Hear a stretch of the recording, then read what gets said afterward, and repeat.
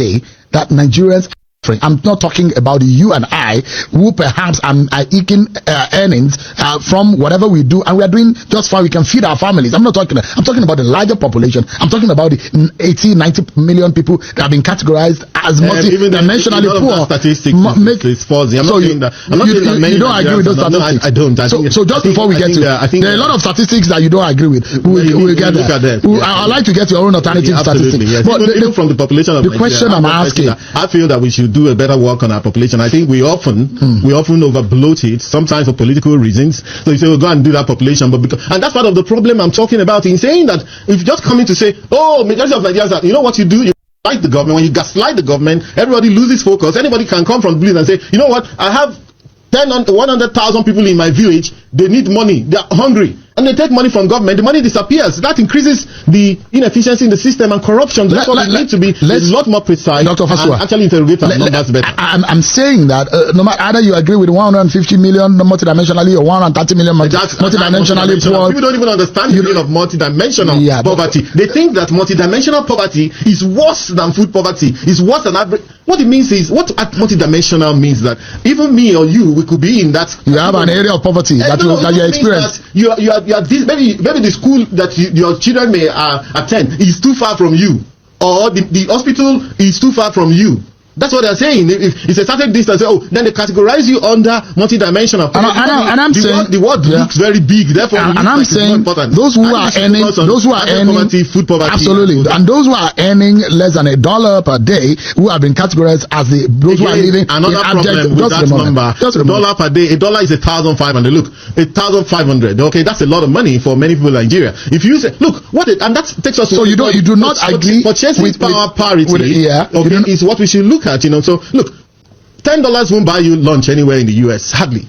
You need at least $20. $20 times two, that's 30,000. Sometimes you might get an $87 for your child to get breakfast. Indeed, for a child, sandwich and a cup of coffee. $4, $5. That's even food. But I'll tell you what you can do with $5. $5, that's 7,500. If you're not going to eat at the Hilton or some eyebrow place, there's a lot you can do. In Guanipa, there's people that sell, just like in Port Harcourt, Boli and fish on the roadside there. You eat for 1,500. If you know where you're coming from, you say you're on minimum wage. If you're on minimum wage, you can't be talking minimum wage at the same time you're talking of eating in very important this government that you work for landed and is planning on the data that we have. I'm surprised that you are disagreeing with those data. Yeah, but the fact that those who are living in abject poverty and defined as such by these bodies that are bringing out this data. The question here, let's look at it from the prism and the glasses of the number one man. That thick glasses of the number one man. What is he seeing? Is he seeing reality? That there is a minimum of 70 million Nigerians who are really in it, who are really in that poverty bracket. Yes. Indeed, is he seeing them? Indeed, of course, he's seeing them. Remember that, what my concern is, look, we have to know exactly what we want to achieve. If, for example, we were coming from 80-90 million and it's down to 60 million or 70 million, that is an achievement. If we want to take it down to zero, that is not going to be possible. There's no way in the world where people don't suffer. There's no economy that you won't find people who are suffering.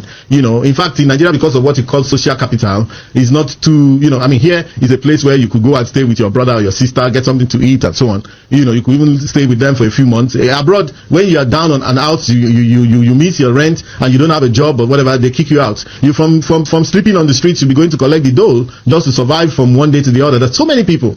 It's the same thing. We know about all of the way these things work, So we know that. But look, we're not going to take on any and every statistic. For example, the one that says $2 per day, people should earn $2 per day. $2 from where to where, to say that is where you begin to determine who is poor. In the villages of Nigeria, you don't even need $1 to survive in a day, where you have your farm, and you can actually eat something and you're okay with yourself. So you cannot determine Nigeria's poverty with the benchmark of New York, because it's different, and the prices of what they said. In fact, the truth is that what $10 would do in New York, you only need $1 in Nigeria. It's a factor of 10. So you are asking for a different benchmark? No, we're to categorize the World Bank will come to Nigeria and give us their own standard.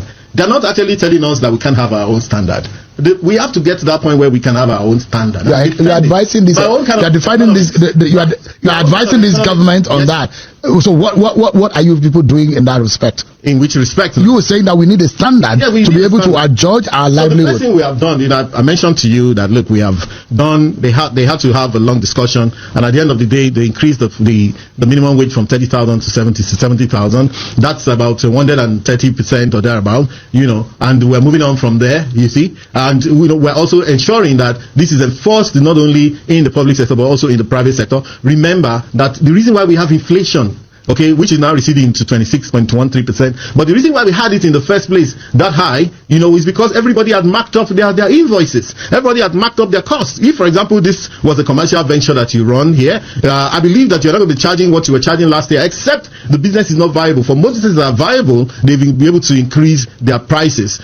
So all we're just saying is, look, we know we are standing in the gap to say that people should pay more to their staff. In fact, that's the real problem now. The real concern and what you are raising is actually the inequality crisis, the inequality problem. Minding the fact that if you look at the available information, Nigeria is actually not one of the more unequal countries in Africa. In fact, we're perhaps the 5th or 6th equal countries in Africa. And you know why? Because the average Nigerian does not take no for an answer. The average Nigerian is a hustler. He moves out, he gets what his own. Like they will say, you took head in one or two places, you submit some invoices, and before you know it, boom. I mean, look at where you are in Guzape here. Look at people own all these houses. Some of them are young people. It's not all fraud, right? So you see young Nigerians, and they have actually transcended Nigeria. People like Flutterwave, they've been to Kenya, they're in Ghana, they're in everywhere.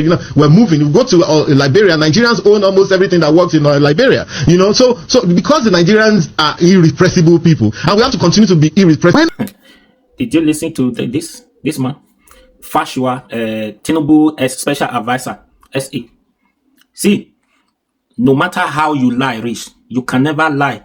You can never lie more than lie Mohammed. No matter how you try lie, Rich, you don't feel lie past lie Mohammed. Wait that man to even start with. Since he come out for office, we not even hear from that man again. That man lie. Lie Mohammed. Fashua, special advisor. No matter how you lie, Rich, you don't feel lie past lie Mohammed. That's number one. Number two. Can 10 naira buy you lunch in Nigeria? No. America is using dollars. We are using naira. If $10 can buy them lunch or cannot even buy them, what can 10 naira buy for you? I don't even think we have 10 naira as note again. I don't know. It's been a while. I see 10 naira.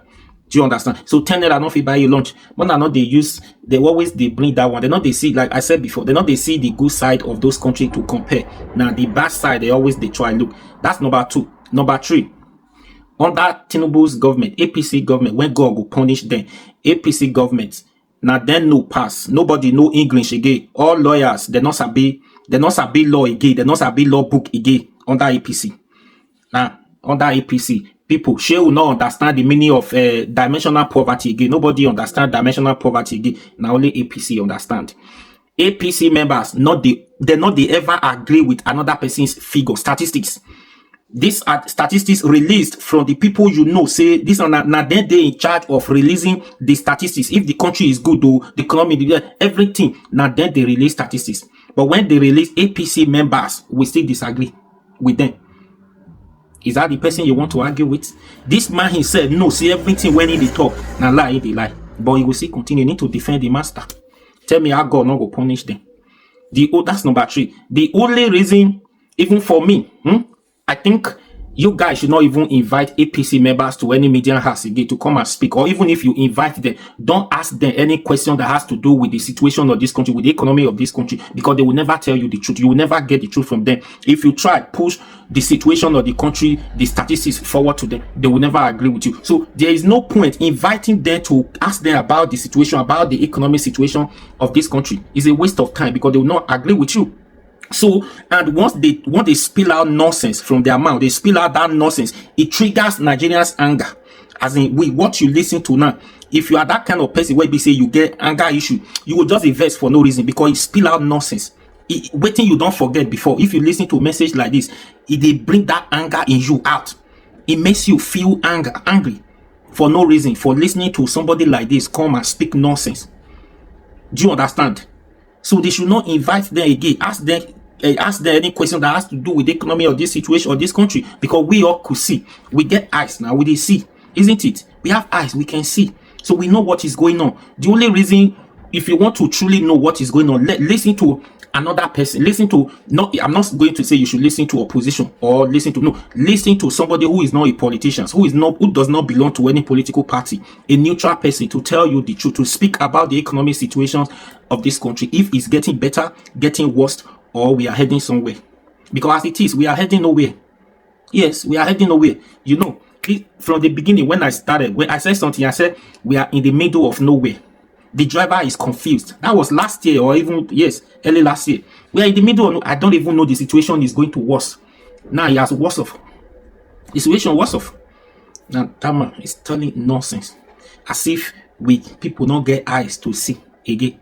Anyways, I don't have issue. And one more thing to you, if you get to see this video, with what you've explained now, with your figure, your statistics, with your brain, if you rule your family like this, if you rule your family like this, I tell you, your family will not succeed. The way you explain, analyze the situation of this country that you guys are doing well, if you use this same mindset, rule your family will not even succeed. Now, anyways, there's no point wasting time for these people. We all know that they are lying. So no matter how you lie, you don't feel like past lie Mohammed. So I rest my case. Please share this video.